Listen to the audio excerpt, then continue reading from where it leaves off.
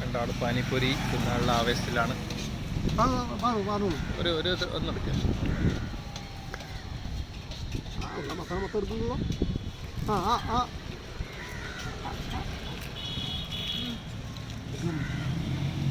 And അടിപൊളി.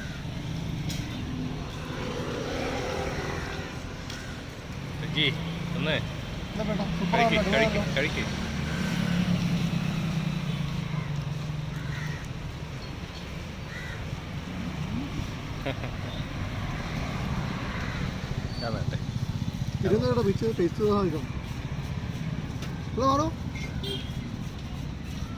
സൂപ്പറായല്ലോ.